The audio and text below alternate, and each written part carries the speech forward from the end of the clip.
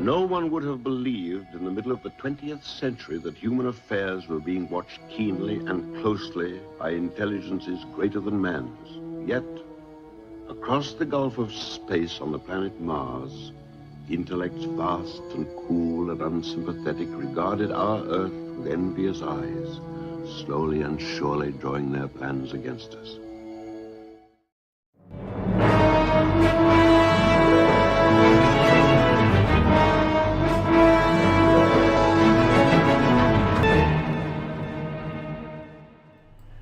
Welcome to the Late Stardate, because it's always late somewhere in the world, and I'm your host, Bill Stone. And tonight we're going to have a little bit of fun, it being the night before Halloween in 2025, and we've not done this for quite some time, a number of years. We're going to sit down together and listen to Orson Welles and the Mercury Theater on the Air perform The War of the Worlds by H.G. Wells, that aired originally at 8 p.m. Eastern the night before Halloween in 1938. And because we always have one foot kind of rooted firmly in politics, I'm also going to discuss the supposed nationwide panic that the broadcast supposedly caused, and how this is yet another example of how nothing you see in the press is real. Nothing. We may, before that, maybe after, not sure, maybe discuss a number of possible subjects. Don't know we'll get to all of them, but I have a few things on my docket. Particularly, hang on a second, I need to get up my monitoring stuff so I can see what's happening. Okay, all the monitoring is up. So, what I'm probably going to do here is, while I sit and I wait, what the hell happened there? Hang on a minute, I'm trying to figure out what's going on. We're going to have a little bit of... Okay, I'm just not live on this thing for no good reason. Let me check my secondary monitoring device, because I always get nervous when something like this happens. Okay, secondary monitoring device is good, so we're all right. So, doesn't seem to be anybody there right now, but that's okay. I can always jibber-jabber on pretty much about any damn thing that happens to come to mind. And the thing that I'm going to jibber-jabber on while I wait for a few people to show up is my pitch for the DC universe, or for what I like to call the DC film universe, or the DCFU. Since nobody can get it right... with the Snyderverse, that's just mostly unwatchable. With James Gunn's Superman by James Gunn, that's nearly unwatchable. This is all going to crash and burn very soon. When you have a movie like Superman that's going nowhere, you can be certain that this is going to crash and burn very soon. So they're going to be left, whoever the hell ends up owning it, whether it's, Skydance or Sundance or whomever is buying this, that, and the other thing. They may end up owning the Warner Brothers stuff and owning DC properties. So you guys, I guess, I'm pitching this to you. I have pitched this before. I will pitch it again. I don't expect to get all the way through the pitch because it's rather lengthy. But I'm going to do some of the pitch in any case so that, I can do something while I wait for other people to show up to listen to the Orson Welles and the Mercury Theater on the Air. So I've made this pitch on two different occasions, dating all the way back to when the Arrowverse was actually good. You remember at the very beginning when Arrowverse was, that's when I did this. And as James Gunn's DC Universe by James Gunn seems to be bombing right out of the gate, I decided that it maybe would be a good time to pitch it again. Hello to my one viewer that was there and gone. So Warner Brothers, Skydance, whomever owns DC characters on film this week, here's how I will fix everything so that you can make some actual money. Hinges on three things in my version of the DCFU. Superman, because he's Superman, the Justice League, because they're the Justice League, and the Guardians of the Universe and their Green Lantern Corps. So, best to kind of do things by going into a bit of a timeline here, because we have a timeline in the DC film universe, the DCFU. And it's not just as simple as throwing in metahumans 300 years ago and trying to make us believe that the world looks the same outside our window as it does on that screen. So the DCFU that I would pitch has a timeline, and that's kind of a good place to get in touch with how my DCFU would go. And I had a viewer who came and went. All right. So we have to think about ourselves. What does this thing look like? Well, it's rather long because the Guardians of the Universe have been around for a long time. So 13.8 billion years ago, the Big Bang in the universe begins. 6 billion years ago, Malthusians evolve on the planet Malthus, and the Malthusians will eventually evolve into the Guardians of the Universe.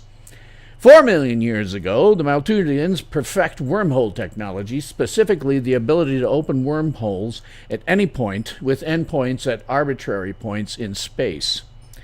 Malthusians then begin exploring the galaxy. And now, by modern times, the descendants of the Malthusian explorers and the descendants of colonists and the descendants of colonies represent a fair number of alien species. And since Homo sapiens terra has the same general shape as Malthusians, bipedal, 2 arms, 5 fingers and toes on each hand, foot, etc., it's thought that Homo sapiens terra may be a Malthusian descendant. In fact, given Homo sapiens terra has the same ability to interbreed with Homo sapiens krypton, it's possible that Homo sapiens terra is a lost colony of Homo sapiens krypton. 2 billion years ago, the Malthusians evolve into the Guardians of Forever. I forgot to get up my... Okay. Malthusians 2 billion years ago evolved into the Guardians of Forever. They are totally non-corporeal. In fact, while we see them as short blue aliens with white hair, they are actually a protrusion into our dimension of vast, hyper-intelligent, pan-dimensional beings. Why vast, hyper-intelligent, pan-dimensional beings would be interested in creating an empire based on trade is a mystery. The planet Malthus becomes the planet Oa, and this is probably a misnomer. The planet is actually a concept, from entropy to chaos, easily described by the Latin symbols omega alpha, which kind of looks like Oa. Oa is due galactic east of Sagittarius A star, outside of its gravitational influence, that is the black hole at the center of the galaxy. And the Guardians establish Guardian Space as part of their empire, a sphere 500 light years in diameter centered on Sagittarius A star. And they will build the Guardian Confederacy, essentially an empire based on trade. And while it started as a sphere 500 light years in diameter, today, 2 billion years ago, Guardian Space is 28,442 light years and constantly expanding. And with Earth being at roughly 28,000 years away, light years rather, Earth is in what amounts to the Guardian Confederacy frontier. Any sapient race claimed within Guardian Space is automatically a member of Guardian Confederacy, whether they like it or know it. The Guardian Confederacy only has one rule. The Guardians will not allow interstellar war. A member species is granted full and complete sovereignty over their entire star system. They may govern themselves however they see fit. If they wish to govern themselves as a brutal dictatorship, then the Guardians will not intervene. Hello, goodbye for my one viewer. If they wish to govern themselves as anarchists, the Guardians will not intervene. Members of the Confederacy are encouraged to freely trade with one another. How they choose to conduct that trade is up to them, unless they turn to violence. In that case, you're going to run afoul of the Green Lantern Corps, and they will take whatever aggressive actions you may take. They will end it. But more on the Green Lantern Corps later. So that's about it for the Guardian Confederacy. Full self-governance within your own star system, colonize uninhabited planets is fine, but the colonists have self-governance, not the mother system. The Guardians will not allow any competing authority. Hello to my one viewer out there while I'm gibbering on while I wait for more viewers. Free trade is encouraged, but interstellar violence is not allowed. And I just lost my one viewer. Yay. How much farther do I have to go before I get really off into where I have not yet? Well, it's kind of lengthy. So I guess what I'm going to do is I'm going to talk about War of the Worlds and then run that, and maybe some additional people will pop in. So, probably everybody watching this show already knows, but for the benefit of younger viewers, let me tell you about the 1938 War of the Worlds radio broadcast. War of the Worlds was a Halloween episode of the radio series The Mercury Theater on the Air. It was broadcast live at 8 p.m. Eastern on October 30th, 1938, the night before Halloween, over the CBS radio network. And it is, of course, no accident that this stream began at 8 p.m. on October 30th, 2025. By the way, the next time I think I'm going to do this will be about 3 years hence, and I'll do it on the actual 90th anniversary. So, this episode was directed and narrated by Orson Welles as an adaptation of H.G. Wells' novel, The War of the Worlds. There's a link to that novel in my description box below. It is in the public domain, and you can get it at Project Gutenberg. Excuse me. I also have a link to the radio play script in my description box below. The first half of the program was delivered in a sort of realistic breaking news format. And aside from compressed time, there was little to distinguish this half of the program from an average evening radio music program of 1938.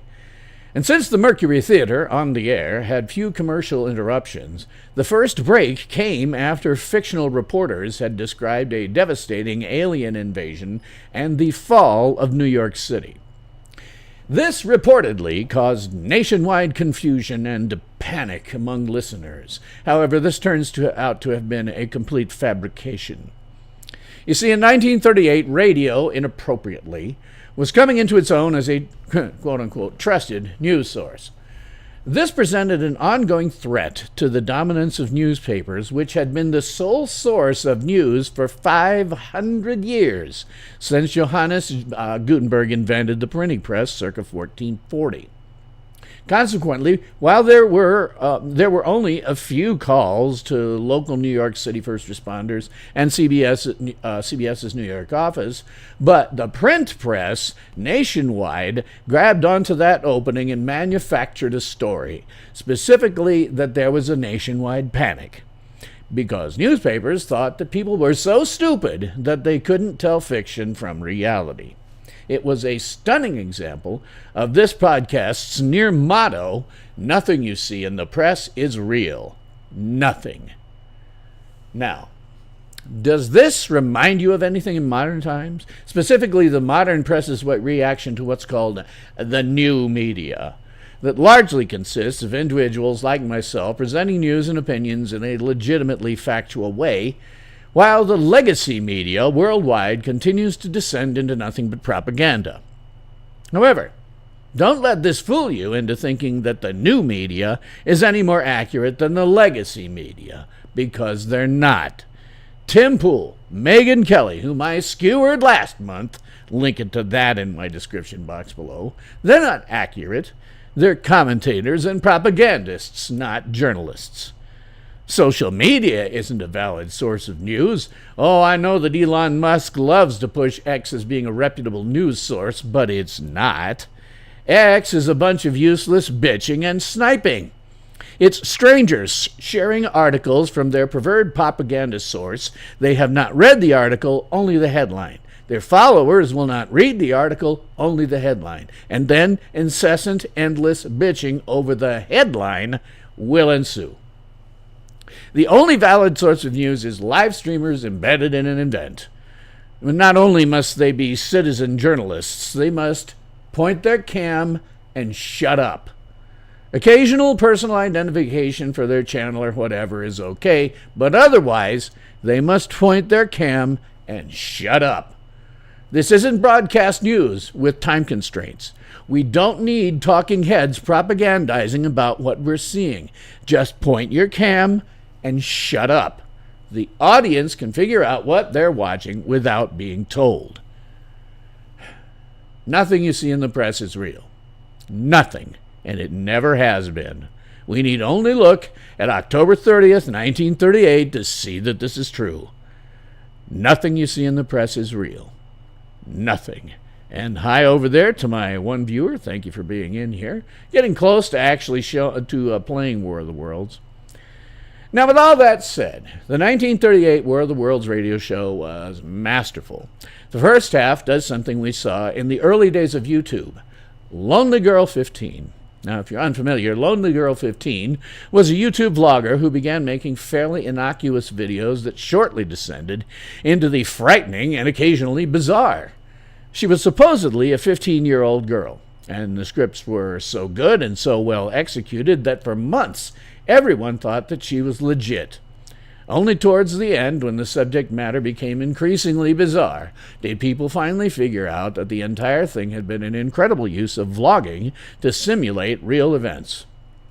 It turns out that Lonely Girl 15 was played by actress Jessica Lee Rose, and links to various Lonely Girl 15 and Jessica Lee Rose sites in my description box below. So that's the first half of the War of the Worlds, which you'll be hearing very soon. It was the 1938 version of Lonely Girl 15. The second half is a much more conventional radio drama of its era and isn't much different from modern radio dramas. However, if you've only heard about the supposed panic as if it were real, it seems like something that the average person might believe is real. Except that they didn't. People aren't that stupid. Nothing you see in the press is real. Nothing. So with all that backstory out of the way, let's have us a listen along. Now this is similar to a YouTube premiere, except that I'll be, in as much as I'll be here the whole time and will respond in chat. And I will also be back here afterwards for some final conversations with you. So let's sit back, relax, and fire up the flux capacitor to go back to this moment 87 years ago.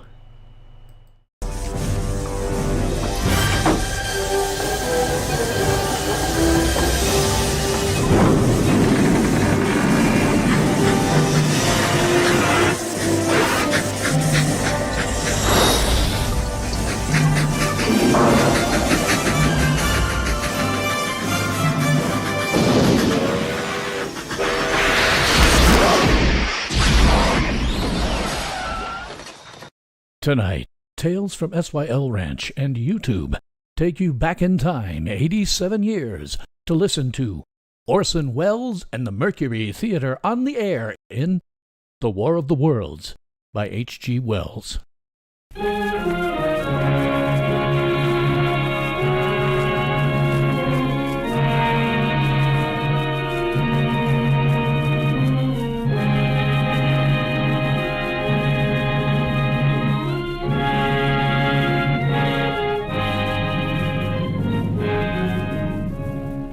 Ladies and gentlemen, the director of the Mercury Theater and star of these broadcasts, Orson Welles. We know now that in the early years of the 20th century, this world was being watched closely by intelligences greater than man's, and yet as mortal as his own. We know now that as human beings busied themselves about their various concerns, they were scrutinized and studied, perhaps almost as narrowly as a man with a microscope might scrutinize the transient creatures that swarm and multiply in a drop of water.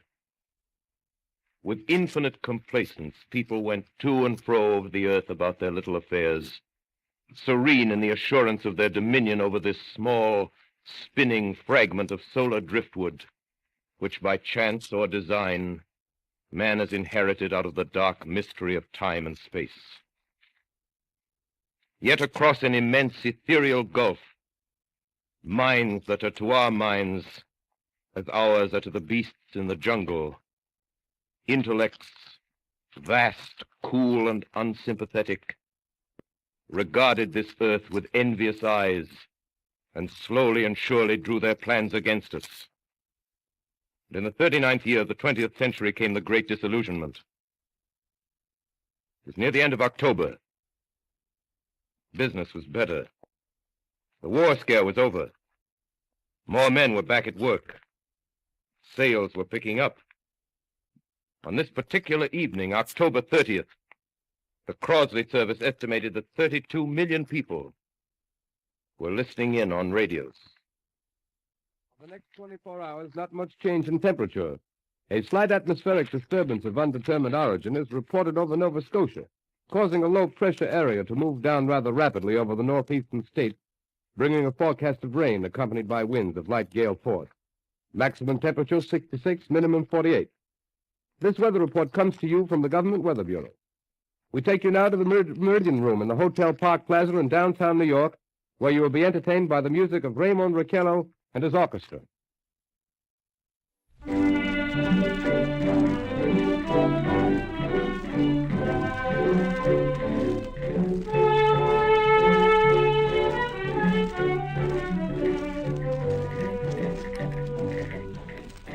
Good evening, ladies and gentlemen. From the Meridian Room in the Park Plaza Hotel in New York City, we bring you the music of Raymond Raquello and his orchestra. With a touch of the Spanish, Raymond Raquello leads off with La Comparsita.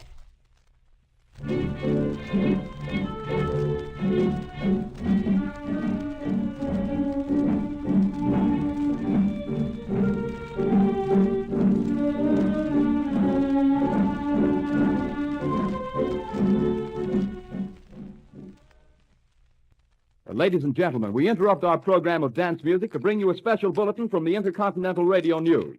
At 20 minutes before 8 Central Time, Professor Farrell of the Mount Jennings Observatory, Chicago, Illinois, reports observing several explosions of incandescent gas occurring at regular intervals on the planet Mars. The spectroscope indicates the gas to be hydrogen and moving toward the Earth with enormous velocity.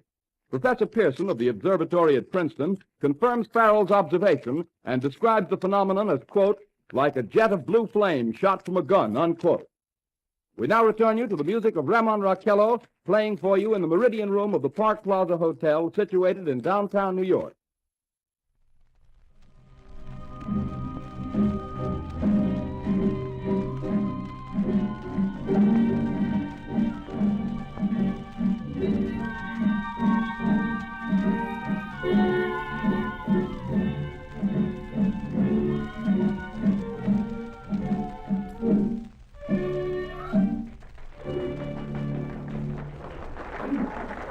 And now a tune that never loses favor, the ever-popular Stardate, Raymond Raquello and his orchestra.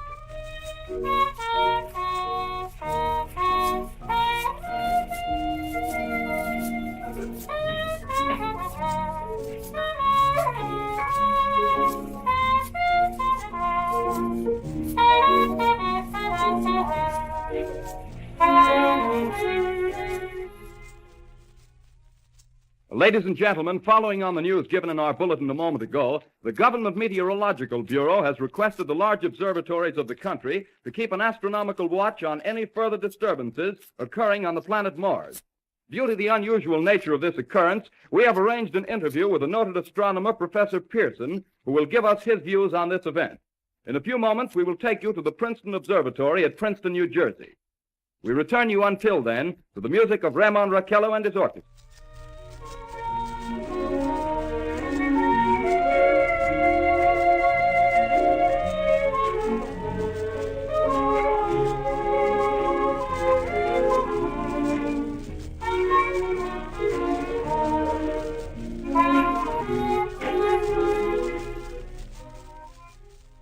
We are ready now to take you to the Princeton Observatory at Princeton, where Carl Phillips, our commentator, will interview Professor Richard Pearson, famous astronomer.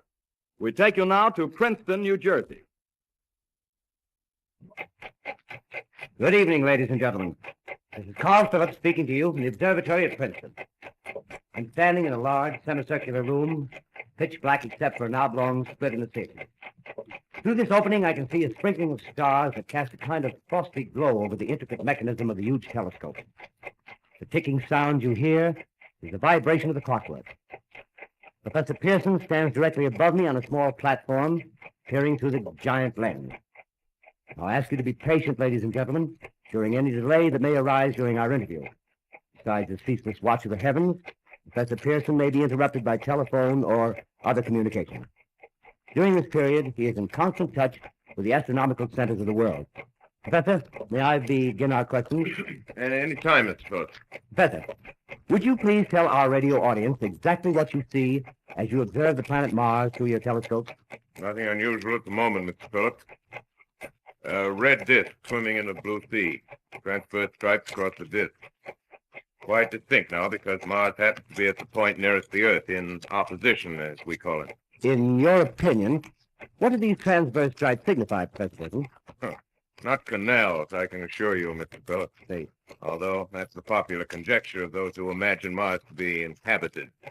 From a scientific viewpoint, the stripes are merely the result of atmospheric conditions peculiar to the planet.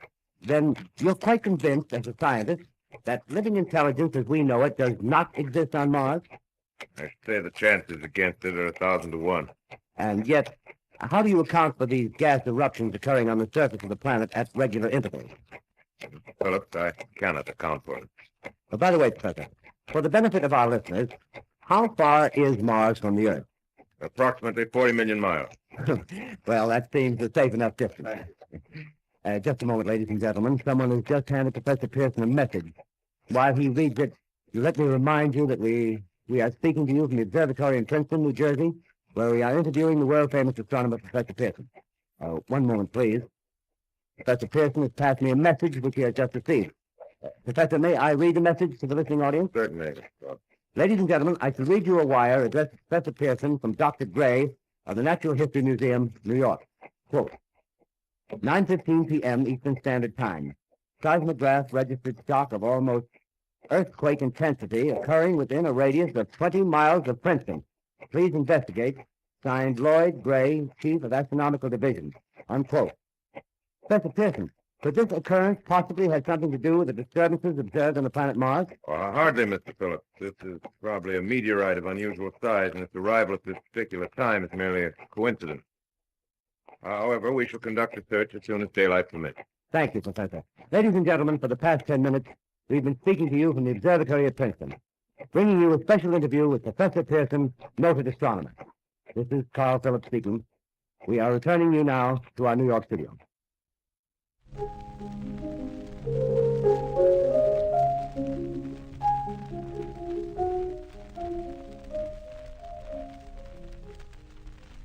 Ladies and gentlemen, here is the latest bulletin from the Intercontinental Radio News. Toronto, Canada. Professor Morse of Macmillan University reports observing a total of 3 explosions on the planet Mars between the hours of 7:45 p.m. and 9:20 p.m. Eastern Standard Time. This confirms earlier reports received from American observatories. Now, nearer home, comes a special bulletin from Trenton, New Jersey. It is reported that at 8:50 p.m. a huge flaming object, believed to be a meteorite, fell on a farm in the neighborhood of Grover's Mill, New Jersey, 22 miles from Trenton. The flash in the sky was visible within a radius of several hundred miles, and the noise of the impact was heard as far north as Elizabeth. We have dispatched a special mobile unit to the scene, and will have our commentator, Carl Phillips, give you a word picture of the scene as soon as he can reach there from Princeton. In the meantime, we take you to the Hotel Martinet in Brooklyn, where Bobby Millett and his orchestra are offering a program of dance music.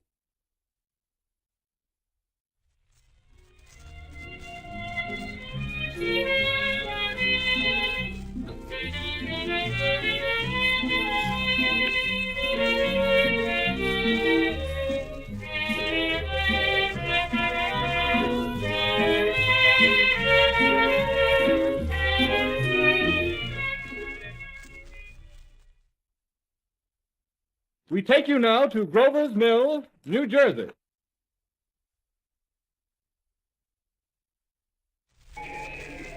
Ladies and gentlemen, this is Carl Phillips again, out at the Wilmot Farm, Grover's Mill, New Jersey. Professor Pearson and myself made the 11 miles from Princeton in 10 minutes. Well, I hardly know where to begin. To paint for you a word picture of the strange scene before my eyes, like something out of a modern Arabian Nights. Well, I just got here. I hadn't had a chance to look around yet. I guess that's it. Yes, I guess that's the thing directly in front of me, half buried in a vast pit. Must have struck with terrific force. The ground is covered with splinters of a tree. It must have struck on its way down. But I can see the object itself doesn't look very much like a meteor. At least not the meteors I've seen. It looks more like a huge cylinder. Has a diameter of, what would you say, Professor Pearson? What's that? What would you say, what's the diameter of this? About 30 yards. About 30 yards. The metal on the sheath is, well, I've never seen anything like it. The color is sort of yellowish white. It's curious. Spectators now are pressing close to the object in spite of the efforts of the police to keep them back. getting in front of my line of vision. Would you mind standing one side, please, while the policeman is pushing the crowd back? Here's Mr. Wilmot, owner of the farm here. He may have some interesting facts to add. Mr. Wilmot, would you please tell the radio audience as much as you remember of this rather unusual visitor that dropped in your backyard? A step closer, please. Ladies and gentlemen, this is Mr. Wilmot. Well, I was listening to the radio. Closer and louder, please. Pardon? Louder, please, closer. Yes. I was listening to the radio and kind of drowsy. That professor fellow was talking about Mars, so I was half dozing and half... Yes, Mr. Wilmot, and then what happened? Well, as I was saying, I was listening to the radio, kind of halfway. Yes, Mr. Wilmot, and then you saw something. Well, not first off. I heard something. And what did you hear? A hissing sound like this. Kind of like a 4th of July rocket. Yes, then what? I turned my head out the window and would have sworn I was asleep and dreaming. Yes? I seen a kind of greenish streak and then zingo. Something smacked the ground, knocked me clear out of my chair. Well, were you frightened, Mr. Wilmot? Well, I ain't quite sure. I reckon I was kind of riled. Well, thank you, Mr. Wilmot. Thank you very much. Yeah, you want me to No, tell that's some quite more? all right. That's plenty. Ladies and gentlemen, you've just heard Mr. Wilmot, owner of the farm where this thing has fallen. I wish I could convey the atmosphere, the background of this fantastic scene. Hundreds of cars are parked in the field in back of us, and the police are trying to rope off the roadway leading into the farm, but it's no use. They're breaking right through. Cars' headlights throw an enormous spotlight on the pit where the object's half buried. Now, some of the more daring souls now are venturing near the edge. Their silhouettes stand out against the metal sheen. One man wants to touch the thing. He's having an argument with the policeman. Now, the policeman wins. Now, ladies and gentlemen, there's something I haven't mentioned in all this excitement, but it's becoming more distinct. Perhaps you've caught it already on your radio. Listen, please. Do you hear it? It's a curious humming sound that seems to come from inside the object. I'll move the microphone nearer. Here. Now, you're not more than 25 feet away. Can you hear it now? Professor Pearson. Yes, Can you tell us the meaning of that scraping noise inside the thing? possibly the unequal cooling of its surface. I say, do you still think it's a meteor, Professor? Well, what to think? The metal casing is definitely extraterrestrial. Not found on this Earth. Friction with the Earth's atmosphere usually tears holes in a meteorite. This thing is smooth, and you can see it's cylindrical Just a minute. shape. Something's happening. Ladies and gentlemen, this is terrific. This end of the thing is beginning to flake off. The top is beginning to rotate like a screw, and the thing must be hollow. He's moving! Keep back there! Keep back there! Keep those men back! Keep back there! Keep those idiots back! Come on! Shoot off! The top flew! Look out there! Stand back! Ladies and gentlemen, this is the most terrifying thing I've ever witnessed. Wait a minute. Someone's crawling out of the hollow top. Someone or something, I can see, peering out of that black hole, two luminous discs. Now, the eyes, it might be a face, might be almost... Good heavens, something wriggling out of the shadow like a gray snake. Now it's another one, and another one, and another one. They look like tentacles to me. Oh, yeah, I can see the thing's body. Now it's large as a bear. It glistens like wet leather, but that face, ladies and gentlemen, it's indescribable. I can hardly force myself to keep looking at it. It's so awful. Its eyes are black, and they gleam like a serpent. The mouth is kind of V-shaped with saliva dripping from its rimless lips that seem to quiver and pulsate, and the monster, or whatever it is, can hardly move. It seems weighed down by possibly gravity or something. The thing's rising up now, and the crowd falls back. There seems plenty. The most extraordinary experience, ladies and gentlemen. I can't find words. Well, I'll pull this microphone with me as I talk. I'll have to stop the description till I can take a new position. Hold on, will you, please? I'll be right back in a minute.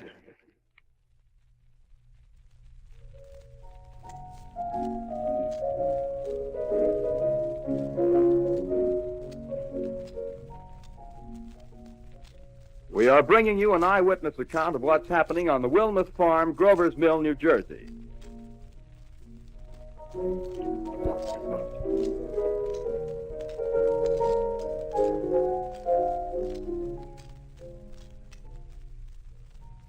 We now return you to Carl Phillips at Grover's Mill. Ladies and gentlemen, am I on? Ladies and gentlemen, Ladies and gentlemen, here I am, back of a stone wall that adjoins Mr. Wilmer's garden. From here, I get a sweep of the whole scene. I'll give you every detail as long as I can talk and as long as I can see. There's more state police have arrived. They're drawing up a cordon in front of the pit. About 30 of them. No need to push the crowd back now. They're willing to keep their distance. The captain is conferring with someone. Can't quite see who. Oh, yes, I believe it's Professor Pearson. Yes, it is. Now they've parted, and the professor moves around one side, studying the object while the captain and two policemen advance with something in their hands. I can see it now. It's a white handkerchief tied to a pole. Flag of truce. If those creatures know what that means, what anything means. Wait a minute, something's happening. Humped shape is rising out of the pit. I can make out a small beam of light against a mirror. What's that? There's a jet of flame springing from that mirror and it leaps right at the advancing men. It strikes them head on. Oh, Lord, they're turning into flames. Oh, the whole field's caught by the woods, the barns, the gas tanks for the automobiles are spreading everywhere. It's coming this way now, about 20 yards to my right.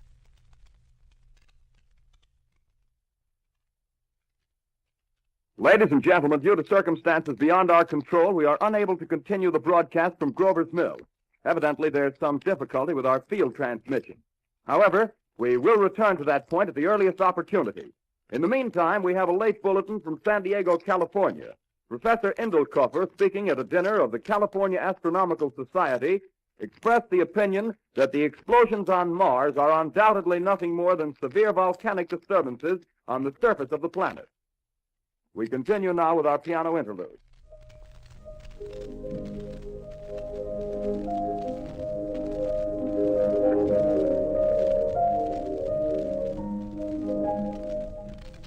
Ladies and gentlemen, I've just been handed a message that came in from Grover's Mill by telephone. Just one moment, please. At least 40 people, including 6 state troopers, lie dead in a field east of the village of Grover's Mill, their bodies burned and distorted beyond all possible recognition. The next voice you hear will be that of Brigadier General Montgomery Smith, commander of the state militia at Trenton, New Jersey. I have been requested by the governor of New Jersey to place the counties of Mercer and Middlesex as far west as Princeton and east to Jamesburg under martial law. No one will be permitted to enter this area except by special pass issued by state or military authority. 4 companies of state militia are proceeding from Trenton to Grover's Mill and will aid in the evacuation of homes within the range of military operations. Thank you. You have just been listening to General Montgomery Smith, commanding the state militia at Trenton. In the meantime, further details of the catastrophe at Grover's Mill are coming in. The strange creatures, after unleashing their deadly assault, crawled back in their pit and made no attempt to prevent the efforts of the firemen to recover the bodies and extinguish the fire.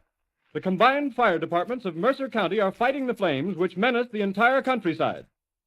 We have been unable to establish any contact with our mobile unit at Grover's Mill, but we hope to be able to return you there at the earliest possible moment. In the meantime, we take you to... Just one moment, please. Ladies and gentlemen, I have just been informed that we have finally established communication with an eyewitness of the tragedy. Professor Pearson has been located at a farmhouse near Grover's Mill, where he has established an emergency observation post. As a scientist, he will give you his explanation of the calamity. The next voice you hear will be that of Professor Pearson, brought to you by direct wire. Professor Pearson. Of the creatures in the rocket cylinder at Grover's Mill, I can give you no authoritative information, either as to their nature, their origin, or their purposes here on Earth. Of their destructive instrument, I might venture some conjectural explanation. For want of a better term, I shall refer to the mysterious weapon as a heat ray. It's all too evident that these creatures have scientific knowledge far in advance of our own. It's my guess that in some way they are able to generate an intense heat in a chamber of practically absolute non-conductivity. This intense heat they project in a parallel beam against any object they choose by means of a polished parabolic mirror of unknown composition, much as the mirror of a lighthouse projects a beam of light. That is my conjecture of the origin of the heat ray.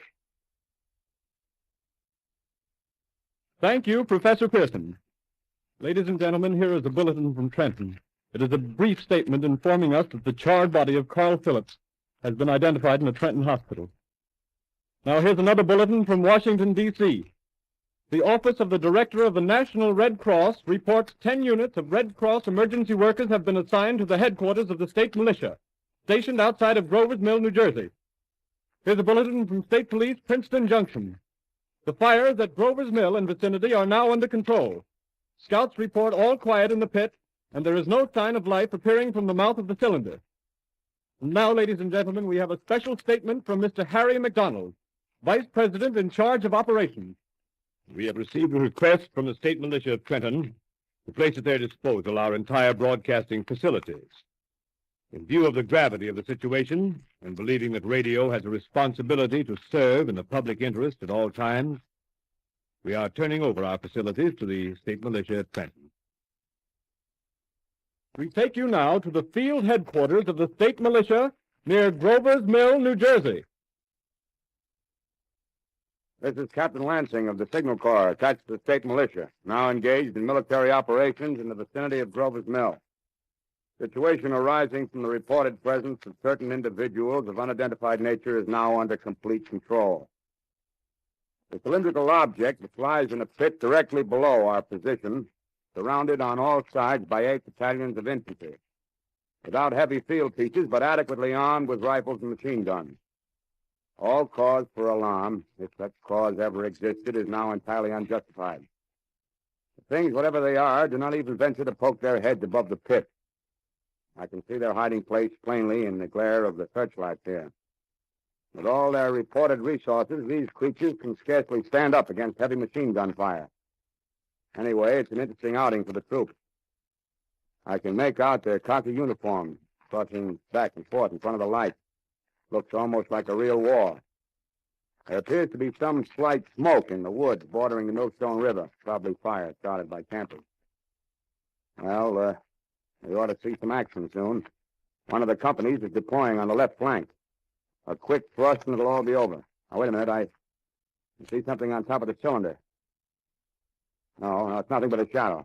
Now the troops are on the edge of the Wilmot Farm. 7,000 armed men closing in on an old metal tube. A tub, rather. Well, wait, that wasn't a shadow. It's something moving. Solid metal, kind of a shield-like affair rising up out of the cylinder. Going higher and higher. What? It's standing on legs. Actually rearing up on a sort of metal framework.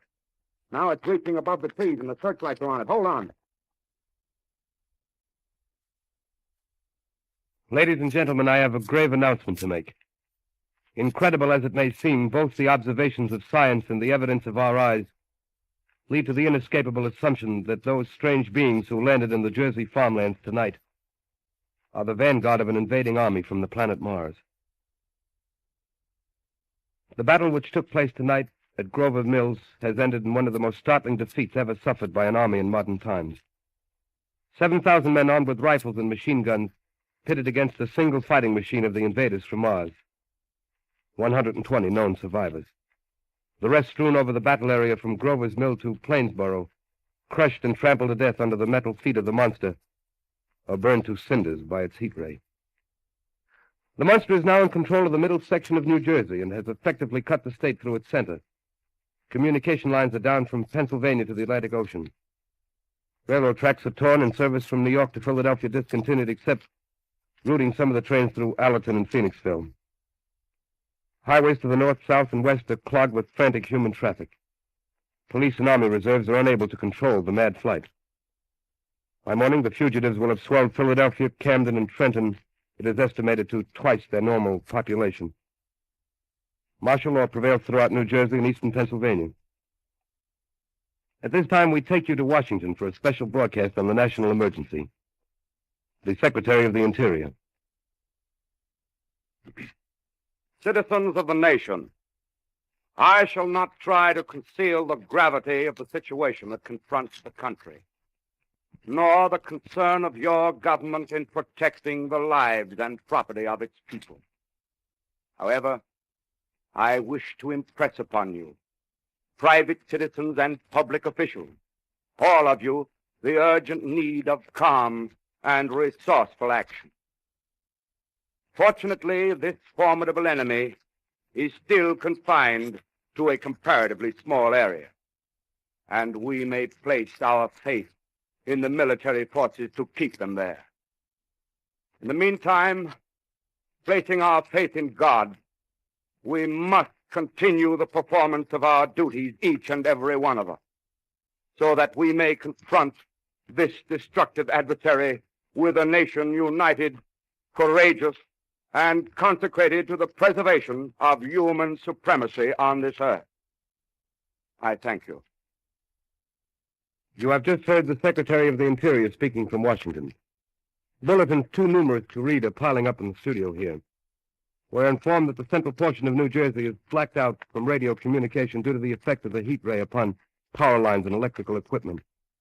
Here's a special bulletin in New York.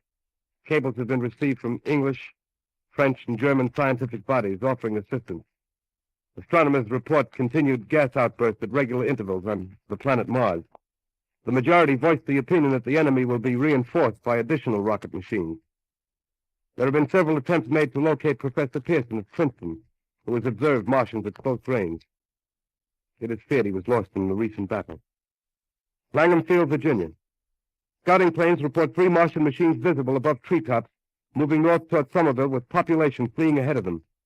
The heat ray is not in use, although advancing at express train speed, invaders pick their way carefully. They seem to be making a conscious effort to avoid destruction of cities and countryside. However, they stop to uproot power lines, bridges, and railroad tracks. Their apparent objective is to crush resistance, paralyze communication, and disorganize human society. Here is a bulletin from Basking Ridge, New Jersey. Coon hunters have stumbled on a second cylinder similar to the first, embedded in the great swamp 20 miles south of Morristown. Army field pieces are proceeding from Newark to blow up the second invading unit before the cylinder can be opened and the fighting machine rigged. They are taking up a position in the foothills of Watchung Mountain. Another bulletin from Langham Field, Virginia. Scouting planes report enemy machines, now 3 in number, increasing speed northward, kicking over houses and trees in their evident haste to form a conjunction with their allies south of Morristown. Machines also sighted by telephone operator east of Middlesex, within 10 miles of Plainfield. Here's a bulletin from Winston-Field, Long Island. A fleet of Army bombers carrying heavy explosives flying north in pursuit of enemy. Scouting planes act as guides. They keep the speeding enemy in sight. Just a moment, please, ladies and gentlemen. Yes? We've run special wires to the artillery line in adjacent villages to give you direct reports in the zone of the advancing enemy. First, we take you to the battery of the 22nd Field Artillery, located in the Watchung Mountains. Range 32 meters. 32 meters. Projection 39 degrees. 39 degrees. Fire! 140 yards to the right, sir. Shift range 31 meters. 31 meters. Projection 37 degrees. 37 degrees. Fire!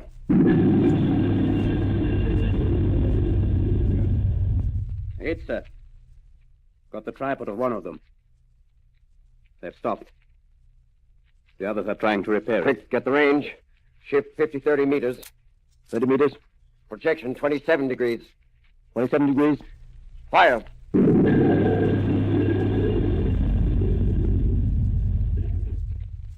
Can't see the shell land, sir. Letting off a smoke. What is it? Black smoke, sir. Moving this way. Lying close to the ground. Moving fast. Put on gas masks. Get ready to fire. Shift to 24 meters. 24 meters. Projection 24 degrees. 24 degrees.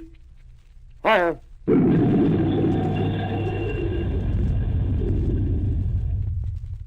Still can't see, sir. Smoke's coming nearer. Get the range. 50 feet. Meters. 23 meters. 20 meters. Protect 22. Please. 22. Please.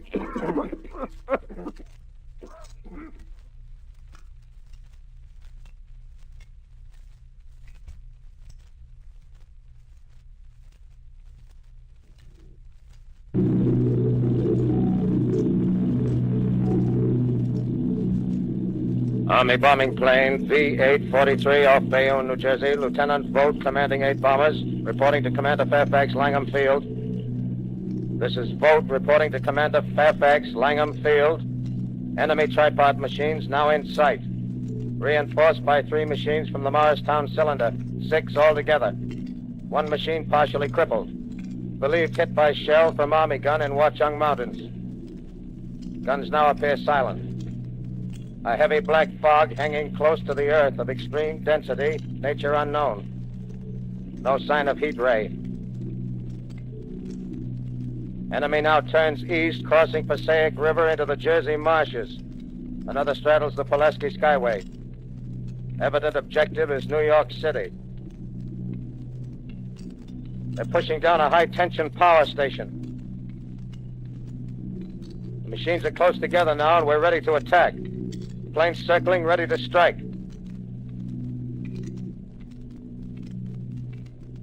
A 1,000 yards, and we'll be over the first.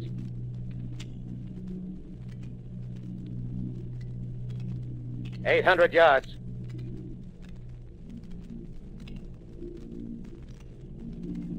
$600.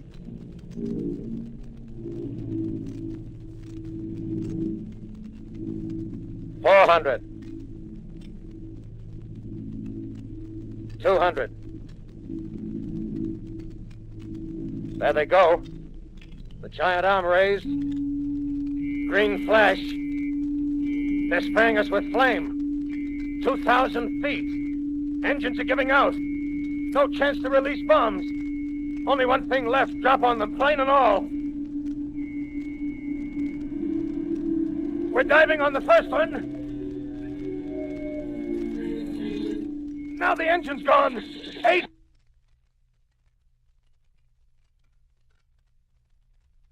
This is Bayonne, New Jersey, calling Langham Field. This is Bayonne, New Jersey, calling Langham Field. Come in, please. This is Langham Field. Go ahead. 8 Army bombers in engagement with enemy tripod machines over Jersey Flats. Engines incapacitated by heat ray. All crash. 1 enemy machine destroyed.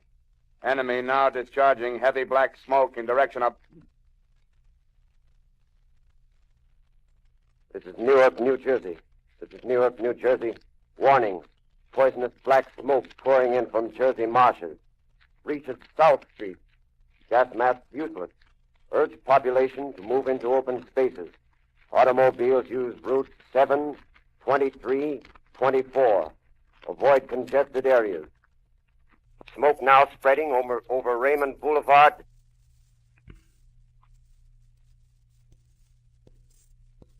L calling CQ, 2X2L calling CQ, 2X2L calling 8X3R. Come in, please. This is 8X3R coming back at 2X2L. How's reception? K, please. Where are you, 8X3R?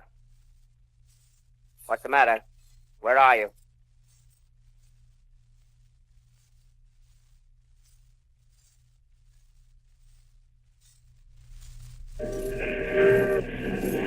I'm speaking from the roof of Broadcasting Building. I'm speaking from the roof of Broadcasting Building, New York City. The bells you hear are ringing to warn the people to evacuate the city as Martians approach. Estimated in the last 2 hours, 3 million people have moved out along the roads to the north. Hutchinson River Parkway is still kept open for motor traffic. Avoid bridges to Long Island, hopelessly jammed.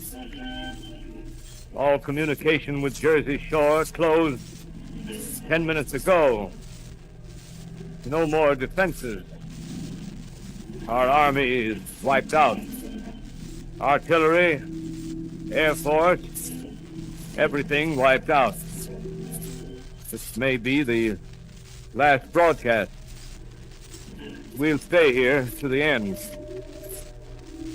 People are holding service here below us in the cathedral. Now I look down the harbor, all manner of boats, overloaded with fleeing population pulling out from docks. Streets are all jammed. Noise and crowds like New Year's Eve in city. Wait a minute, the enemy's now in sight above the palisades. Five great machines.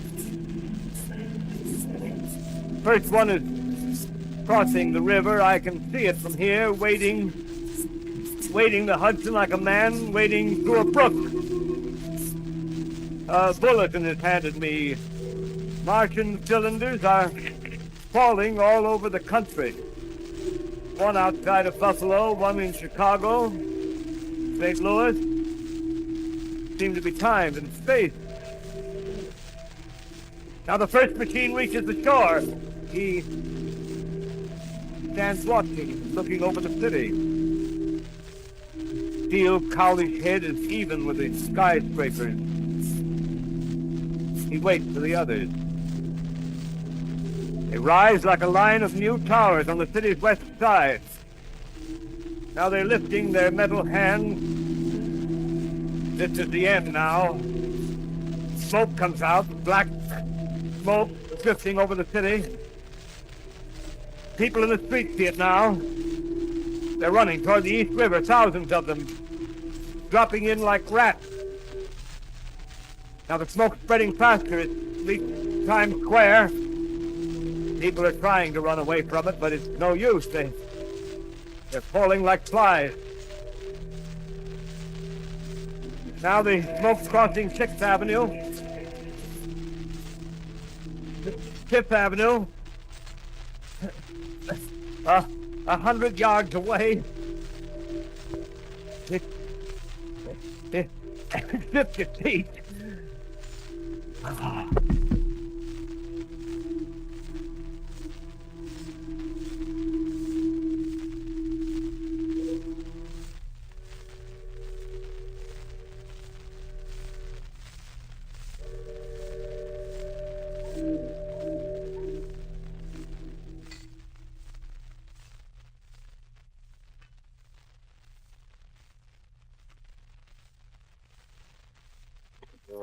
X2L calling stay Q. To X2L calling stay Q. To X2L calling stay Q, New York. Is there anyone on the air? Is there anyone on the air? Is there anyone? To X2L.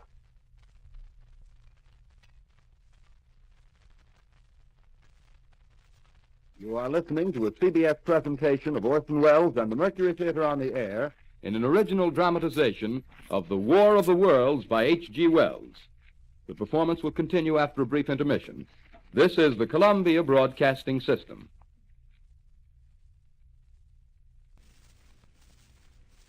The War of the Worlds by H.G. Wells, starring Orson Welles and the Mercury Theater on the Air.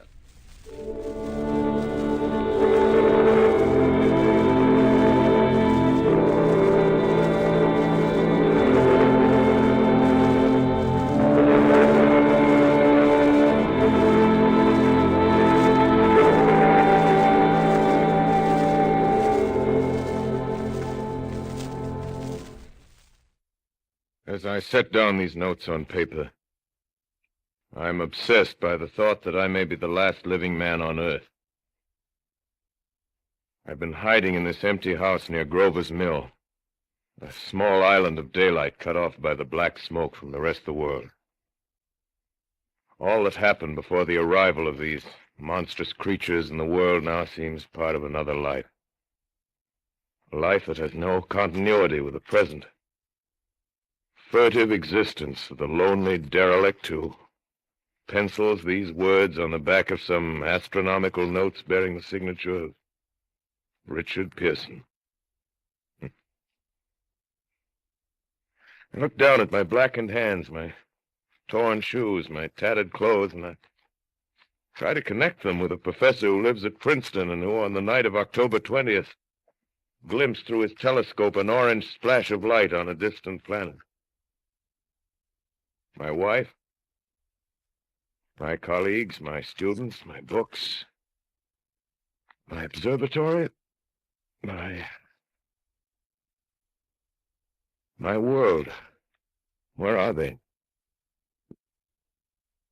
Did they ever exist? Am I Richard Pearson? What day is it? Do days exist without calendars? Does time pass when there are no human hands left to wind the clocks? In writing down my daily life, I tell myself I shall preserve human history between the dark covers of this little book that was meant to record the movements of the stars. But to write, I must live, and to live, I must eat. Find moldy bread in the kitchen and an orange not too spoiled to swallow. Keep watch at the window. Time to time, I catch sight of a Martian above the black smoke. The smoke still holds the house in its black coil, but at length there's a hissing sound, and suddenly I see a Martian mounted on his machine, spraying the air with a jet of steam as if to dissipate the smoke. I watch in a corner as his huge metal legs nearly brush against the house. Exhausted by terror, I fall asleep. It's morning. Morning. Sun streams in the window. The black cloud of gas is lifted, and the scorched meadows to the north look as though a black snowstorm had passed over them. I venture from the house. I make my way to a road, no traffic. Here and there, a wrecked car, baggage overturned, a blackened skeleton. Push on north. For some reason, I feel safer trailing these monsters than running away from them. And I keep a careful watch. I've seen the Martians feed. Should one of their machines appear over the top of trees, I'm ready to fling myself flat on the earth. Come to a chestnut tree. October. Chestnuts are ripe. Well, my pockets must keep alive. 2 days I wander in a vague northerly direction through a desolate world. Finally, I notice a living creature. A small red squirrel in a beech tree. I stare at him and wonder. He stares back at me. I believe at that moment the animal and I shared the same emotion. The joy of finding another living being. Push on north. I find dead cows in a brackish field, and beyond the charred ruins of a dairy and a silo, remain standing guard over the wasteland like a lighthouse, deserted by the sea. Astride the silo perches a weathercock. The arrow points north. North. Next day, I come to a city. City vaguely familiar in its contours, yet its buildings strangely dwarfed and leveled off as if a giant had sliced off its highest towers with a capricious sweep of his hand. Reached the outskirts, I found Newark. Newark, undemolished but humbled by some whim of the advancing Martians. Presently, with an odd feeling of being watched, I caught sight of something crouching in a doorway. I made a step towards it. It rose up and became a man. A man armed with a large knife. Stop! Where do you come from? Oh, I come from many places. A long time ago, from Princeton. Princeton, huh? That's near Grover's Mill. Yes. Grover's Mill. There's no food here. This is my country. All this end of town down the river. There's only food for one. Which way are you going? I don't know. I guess I'm looking for people. Hey, what was that? Did you hear something just then? No. Only a bird. A live bird. Yeah. You get to know that birds have shadows these days. Say, we're in the open here. Let's crawl in this doorway here and talk. Have you seen any Martians? No. They're going over to New York. Night, the sky's alive with their lights, just as if people were still living in it. By daylight, you can't see them. 5 days ago, a couple of them carried something big across the flats from the airport. I think they're learning how to fly. Fly? Yeah, fly. Hmm. Then it's all over with humanity. Stranger, there's still you and I. 2 of us left. Yeah.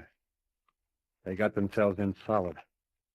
They wrecked the greatest country in the world. Those green stars, they're probably falling somewhere every night. They've only lost one machine. There isn't anything to do. We're done. We're licked.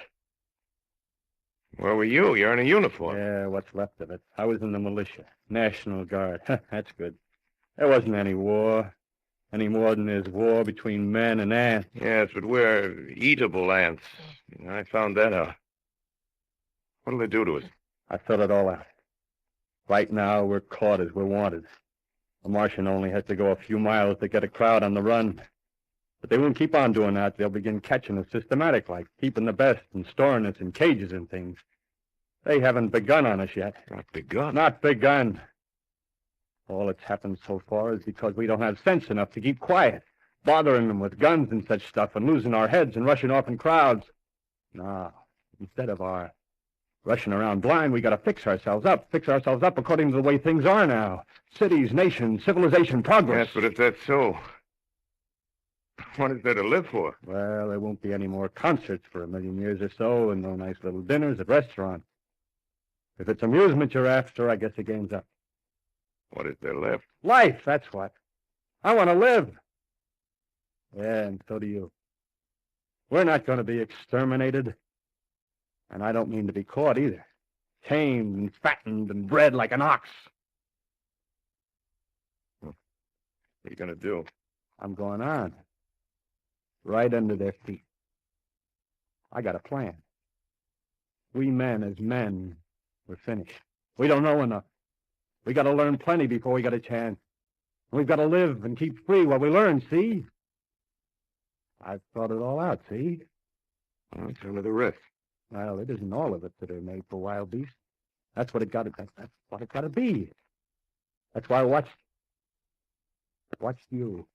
All those little office workers that used to live in these houses. They be no good. They haven't any stuff in them. They used to run off to work. I've seen hundreds of them running to catch their commuter's train in the morning, afraid they'd get canned if they didn't. Running back at night, afraid they wouldn't be in time for dinner. Lives insured and a little invested in case of accidents. Yeah, and on Sundays, worried about the hereafter. Well, the Martians, they'll be a godsend for those guys. Nice roomy cages, good food, careful breeding, no worries. Yeah, after a week or so of chasing around the fields on empty stomachs, they'll come and be glad to be caught. You've thought it all out, haven't you? Sure, you bet I have. That isn't all. These Martians are going to make pets of some of them. Train them to do tricks. Who knows, get sentimental over the pet boy who grew up and had to be killed. Yeah, and some maybe. They'll train to hunt us. Oh, no, it's impossible. Human. Yes, they will. There's men who do it gladly. One of them ever comes after me, by... In the meantime, you and I and others like us, where are we to live when the Martians own the Earth? I got it all figured out. We'll live underground. I've been thinking about the sewers. Under New York, there are miles and miles of them. The main ones, they're big enough for anybody. Then there's cellars, vaults, underground storerooms, railway tunnels, subways. You begin to see, huh? We'll get a bunch of strong men together. No weaklings. That rubbish, out. As you meant me to go. All right. Give you a chance, didn't I? Won't quarrel about that. Go on. Well, we got to make safe places for us to stay in, see? Get all the books we can. Science books. That's where men like you come in, see? We raid the museums. We'll even spy on the Martians. May not be so much we have to learn before... Listen. Just imagine this. 4 or 5 of their own fighting machines suddenly start off. Heat rays right and left. Not a Martian in them. Not a Martian in them, see? But men. Men who've learned the way how. It may even be in our time. Gee. Imagine having one of them lovely things with its heat ray wide and free. We'd turn it on Martians. We'd turn it on men. We'd bring everybody down on their knees. That's your plan. Yeah. You, me, and a few more of us. We'd own the world. I see. Hey. Hey, what's the matter? Where are you going? Not to your world. Bye, stranger. Well, after parting with the artilleryman, I came at last to the Holland Tunnel, entered that silent tube, anxious to know the fate of the great city on the other side of the Hudson. Cautiously, I came out of the tunnel and made my way up Canal Street. Reached 14th Street, and there again were black powder and several bodies and an evil, ominous smell from the gratings of the cellars of some of the houses. I wandered up through the 30s and 40s, stood alone on Times Square, caught sight of a lean dog running down 7th Avenue with a piece of dark brown meat in his jaws and a pack of starving mongrels at his heels. Made a wide circle around me as though he feared I might prove a fresh competitor. Walked up Broadway in the direction of that strange powder, past silent shop windows, displaying their mute wares to empty sidewalks. Past the Capitol Theater, silent, dark. Past a shooting gallery where a row of empty guns faced an arrested line of wooden ducks. Near Columbus Circle, I noticed models of 1939 motor cars in the showrooms facing empty streets. Over the top of the General Motors building, I watched a flock of black birds circling in the sky. Hurried on. Suddenly, I caught sight of the hood of a Martian machine, standing somewhere in Central Park, gleaming in the late afternoon sun. An insane idea. I rushed recklessly across Columbus Circle and into the park. I climbed a small hill above the pond at 60th Street, and from there I could see, standing in a silent row along the mall, 19 of those great metal Titans, their cowls empty, their steel arms hanging listlessly by their sides. I looked in vain for the monsters that inhabit those machines.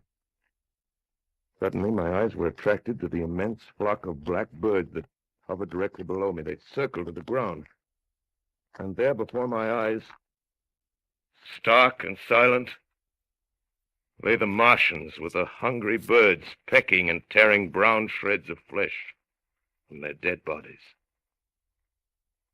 Later, when their bodies were examined in laboratories, it was found that they were killed by the putrefactive and disease bacteria against which their systems were unprepared. Slain, after all, man's defenses had failed by the humblest thing that God, his wisdom, has put upon this earth.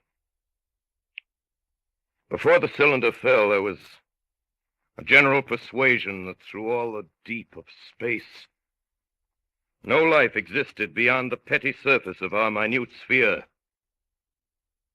Now we see further. Dim and wonderful is the vision I've conjured up in my mind of life spreading slowly from this little seedbed of the solar system throughout the inanimate vastnesses of sidereal space. But a remote dream, maybe. Maybe that the destruction of the Martians is only a reprieve to them and not to us. The future ordained, perhaps. How strange it now seems to sit in my peaceful study at Princeton, writing down this last chapter of the record, begun at a deserted farm in Grover's Mill. Strange to see from my window the university spire dim and blue through an April haze. Strange to watch children playing in the streets. Strange to see young people strolling on the green where the new spring grass heals the last black scars of a bruised earth. Strange to watch the sightseers enter the museum where the disassembled parts of a Martian machine are kept on public view. Strange when I recall the time when I first saw it. Bright and clean-cut, hard and silent under the dawn of that last great day.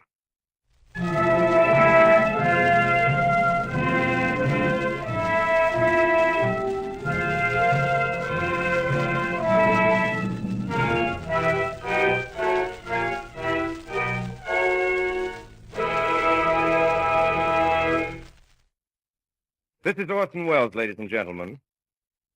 Out of character, to assure you that the War of the Worlds has no further significance than as the holiday offering it was intended to be. The Mercury Theater's own radio version of dressing up in a sheet and jumping out of a bush and saying boo. Starting now, we couldn't soap all your windows and steal all your garden gates. By tomorrow night, so we did the best next thing. We annihilated the world before your very ears and utterly destroyed the CBS. You will be relieved, I hope, to learn that we didn't mean it, and that both institutions are still open for business.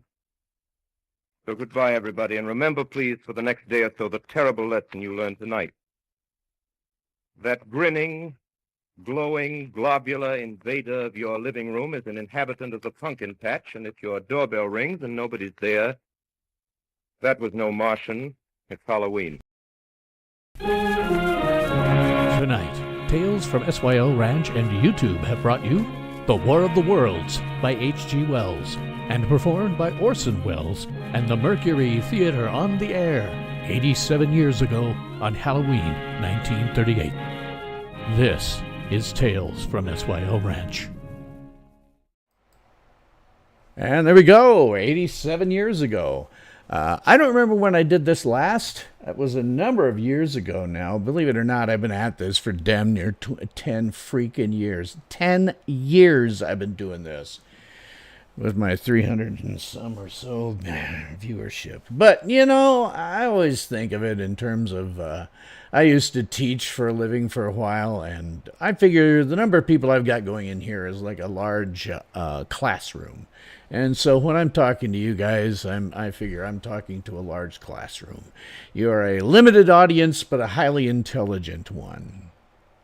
So as I mentioned before, at the beginning, before I started this, this broadcast supposedly caused a nationwide panic. That was a lie. That was newspaper, which has had the monopoly on news for 500 years, getting worried because radio was starting to sort of come into its own as a form of news, a supposedly trusted form of news. And they didn't like that. So when this thing aired, and it was scary to a few people, the documented cases of people calling first responders or CBS is actually very low. But they had to come up with something because they went, aha, this is something that maybe people would, think is real for the first half of it anyway. And so they came up with this story about how there was a nationwide panic because they wanted to discredit radio. Kind of reminds you of modern times when the legacy media is doing its best to, discredit new media. So it was all a lie. Never happened. It was a perfect example, a 1938 example of what I always say, which is, it's a darn near this channel's motto, nothing you see in the press is real. Nothing. So, I guess that's all the time that we have today for this episode of the Late Stardate. I'd love to keep the conversation going, so please like, sub, hit the notification bell, drop me a comment or two, share me on social media, and tell all of your friends, family, neighbors, pets, and livestock to do the same. If you'd like to follow me on X, well, you can't. For unspecified reasons, X has suspended my account, and frankly, my life is all the better for it. I'll talk about that one of these days. Jeanette says, agreed, nothing there is real. And it never has been. That's the thing. People like to look back to my youth and go, oh, what about Walter Cronkite? Wasn't he, somebody?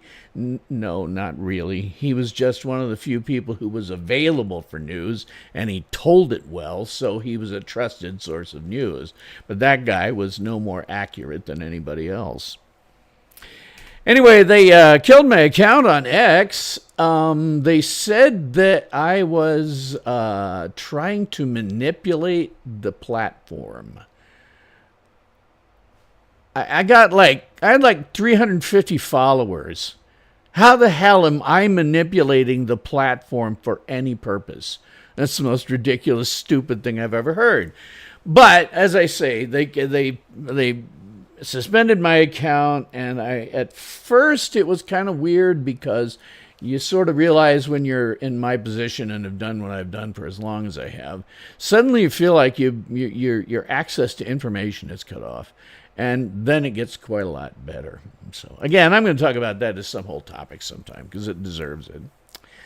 However, you can if you I tried to manipulate all of X. I manipulated X so hard that they had to get rid of me. I mean, it's freaking ridiculous. Just ridiculous. So, but you can catch me on other social media. There are links to those in my description box.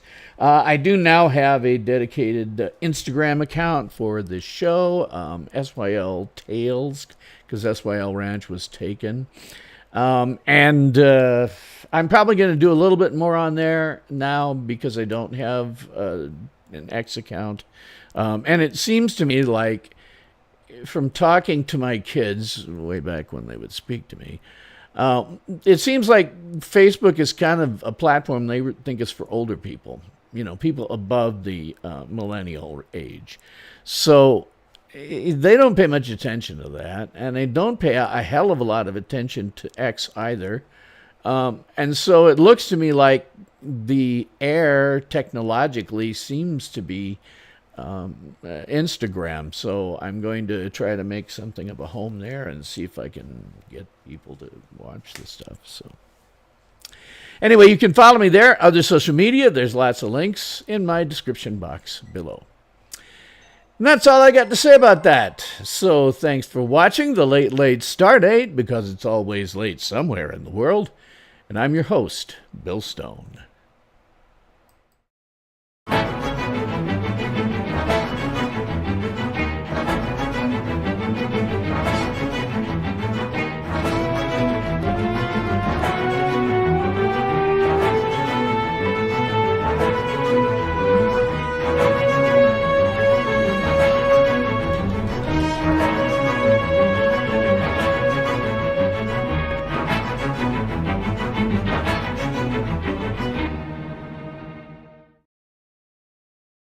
Ultimate power in this world has always been one simple thing: the control and manipulation of minds.